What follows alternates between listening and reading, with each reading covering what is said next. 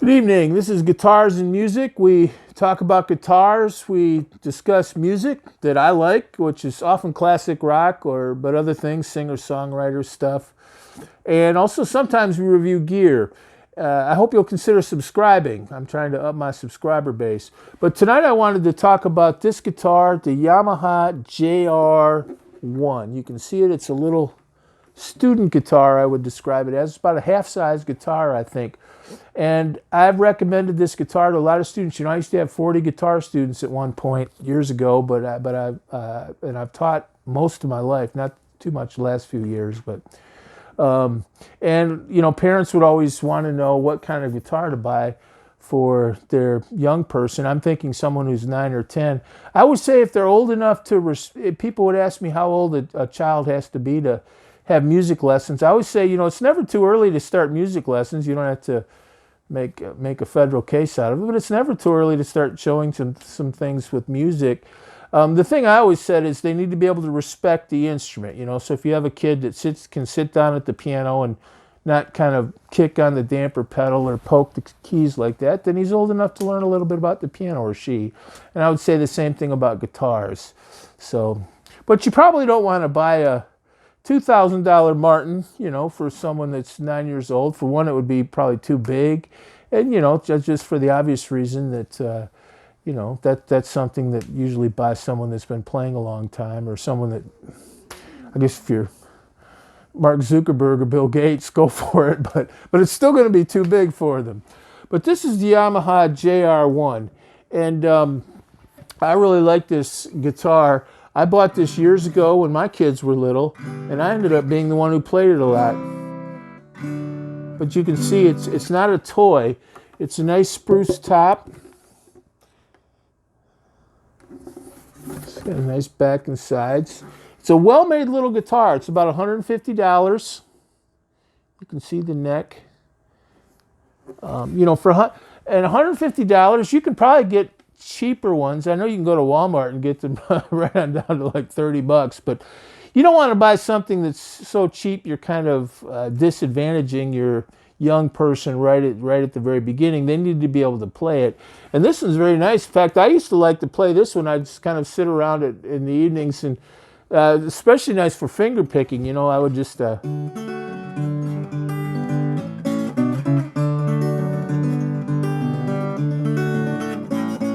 and it's got a nice, light, crisp touch.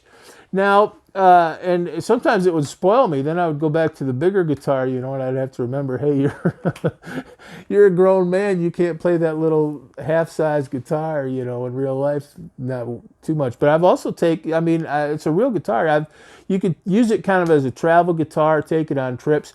The one thing I will say, it's got a short scale length. Now, scale length, which is just built in, that's the size of the guitar, but scale length is the distance from the bridge here, where the strings cross the guitar, up to the nut. So between the bridge and the nut, those strings are suspended at just the right tension, but there's nothing touching them. So the two points where they touch are the nut up here and the bridge down there, and then it's kind of like a suspension of the string. And this is a very short scale length. And anything with the short scale length is kind of touchy to tune. But then again, if you're talking about a 9 or 10-year-old, or some guitar you want to take camping or something, and you want one this small, I think this is. In fact, I like this better. I guess I'll say it, the Baby Taylor. My wife had a Baby Taylor, which I think is a little one. And it's going to have, anything that's small is going to have some of the same issues. And I think it was, I don't even want to get into that, but you know, I love Taylor, but this one I think was a better bargain for the money. So I really recommend it. And I just kind of wanted to finish with a couple points about Yamaha, because I always think I like Yamaha. I always think Yamaha doesn't get enough respect. Now, obviously they sell millions of guitars. So, you know, they're a successful company. They've been around for over 100 years. But a lot of times when people think of the great sort of prestigious brands, they often think of Martin, Taylor, Gibson, Fender, maybe even a Gretsch. But Yamaha is one of the best music companies in the world. And they make whatever you buy with Yamaha, it's going to be a good value for that price point. You know, if you spend $150 on a guitar, you're going to get the best $150 guitar you could get. If you spend $1,500 on a guitar, you'll get an excellent $1,500 guitar, which would be an outstanding guitar for any serious player. And I always think one of the things that it doesn't hurt Yamaha. I think it's good in a way, but a lot of Fender, Martin, they'll Gibson too. They'll have a lot of times when they sell guitars that are a little less expensive, they'll change the name. So Fender might make some lower cost guitars and they'll say Squier, or Gibson might make some lower cost ones and it'll say Epiphone. Whereas Yamaha makes these student guitars, and it sort of proudly says Yamaha and all of it. And I guess some marketing people would, do otherwise. Obviously, some companies have.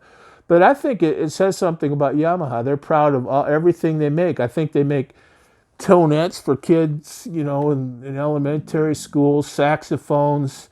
They make some of the best pianos in the world, and their classical guitars in particular are a real strength. Like you get a really nice, some of their classical guitars are right up there with the Cordobas or of the, not sort of the main sort of commercial classical guitars that aren't sort of made by some Spanish luthier, Yamahas are excellent, the nylon string guitars. So Yamaha knows how to make good guitars. So I always feel like you can rest easy. And I have a Martin now, but I played a Yamaha FG 375, I think, for years. And I think this was kind of like it, just kind of a smaller version of it. And the final thing I wanted to say about Yamaha is, I don't know how many of you remember the old show, The Roadrunner and the Coyote. If you're my age, I know you remember it, but maybe if you're a younger person, you maybe haven't seen it. It's on YouTube or something. You should watch it. But in the show, the coyote, they're out in the desert, out in the middle of godforsaken desert, not a soul in sight. And this coyote, pretty much it was his full-time job all day, every day to try to catch this roadrunner that was really fast and also really smart. But this coyote, every episode, he would try to come up with some, all these different concoctions and schemes and contraptions to try to get this roadrunner. But there was a company in the roadrunner called Acme. I know some of you remember that. And Acme would deliver right out to the desert. So I don't know how the coyote did it, but the coyote would order all these things, and within moments it would be delivered right out to his cliff or cave or cactus, wherever he was. They would just deliver it right there. But Acme Company made everything. I mean, they made jet power roller skates. They made all kinds of dynamite contraptions. They made anvils. They made fake grand pianos that would fall from a cliff. Acme made female roadrunner costumes, ball bearings, earthquake pills, all kinds of things. Well, Yamaha is kind of like that. They're just a really good company. They make, obviously, motorcycles. I think their motorcycles are really famous. They also make furniture. They make sports equipment, so you can buy Yamaha bow and arrow. You can buy Yamaha skis. And they make just about every musical instrument you can ask for. The band instruments, I think, Yamaha makes. I think they also make a lot of electronic components, and they also are involved in metallurgy, so they make different metal alloys and things. So, and I don't know that much about the upper echelons of Yamaha, but I imagine when you get up to the top of that company, they say, we make all this stuff, and every bit of it needs to be really well done and a good value.